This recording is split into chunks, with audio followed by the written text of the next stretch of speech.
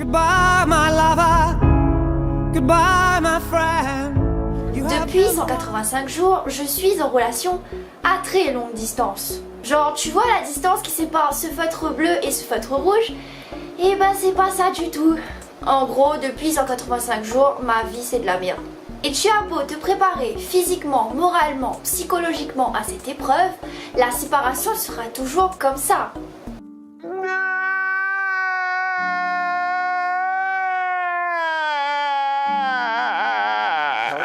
Ta vie deviendra complexe. Cette situation te laissera perplexe. Ça fera plaisir à tes ex. Et tu videras le stock de Kleenex. Et cette fois-ci, pas à cause de Mia Khalifa. Bon, si c'est un moyen de trouver du soutien quelque part, pourquoi pas?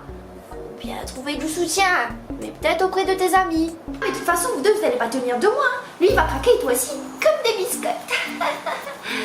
Triste réalité. Enfin, trouver du soutien auprès de tes vrais amis. Non, mais ma chérie, c'est pas la peine de pleurer. Tiens, des mouchoirs en casino, c'est bon pour la santé. Mais t'inquiète, il va revenir ton copain, tu vas le revoir dans 1 an. Enfin, peut-être, hein, s'il trouve pas quelqu'un là-bas avant. Mais toi aussi, tu peux te retrouver quelqu'un, t'inquiète pas, t'es pas si moche que ça. Hein? Allez, tiens, un Kleenex. Au pire, tu pourras toujours compter sur les réseaux sociaux. C'est qui ça? Oui, j'aimerais savoir. Qui est cette fille sur ton Snap? Ah, Blandine! Ah, mais depuis quand tu dînes avec les blancs? Jeu de mots pourri. Alors, on a 2 possibilités. N, il fait dégage Ali. 2, il prend la continuité territoriale et il vient sous Kali en face. Ok. Ou sinon, via les forums. Quoi? Me regardez pas comme ça, putain! Oui, j'ai déjà fait. Je l'ai fait plusieurs fois et je le fais encore. Histoire de voir si les avis ont changé ou pas. Et c'était une mauvaise idée. Les relations à distance ne marchent jamais. Ma relation à distance n'a duré que 2 semaines, il m'a trompé au bout de 2 jours.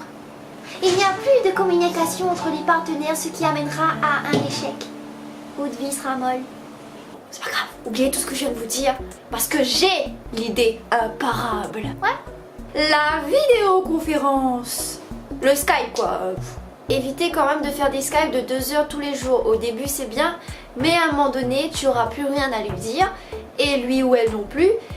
Et le malaise il viendra s'installer au calme avec son jus de fruits en se disant qu'est-ce qu'on s'emmerde. Et quand c'est le moment de raccrocher, ça se passe toujours comme ça. Je vais dormir.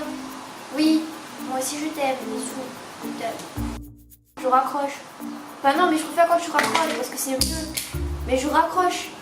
Allez, bisous. Et dès que tu as raccroché, ta vie reprend son cours normal. Quand personne n'a aimé à côté de toi, tu attends.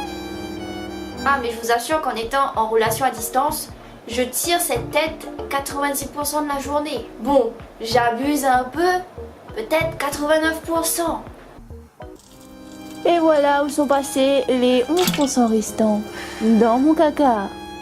Ta vie se résume à attendre le moment où tu vas retrouver cette personne en priant de toutes tes forces qu'aucun problème n'arrive entre temps. Saint-Expédie, qui est aux cieux, je t'en supplie, attache cette Blandine sur un poteau l'arbre littoral et fais envoler la nuit par la houle. Amen. Oui, parce qu'une relation à distance, ça peut aussi finir en drame. Et par drame, je veux bien sûr dire la rupture. Mais du coup, tu vois souvent ton copain?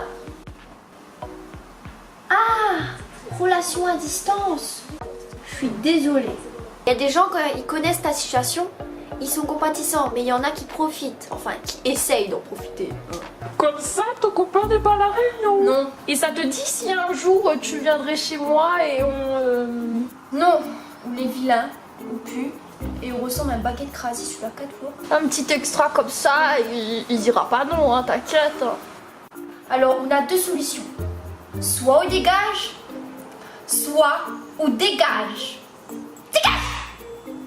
En tout cas, de mon avis, s'il y a détermination, amour, confiance et fidélité, les relations à distance, ça peut marcher.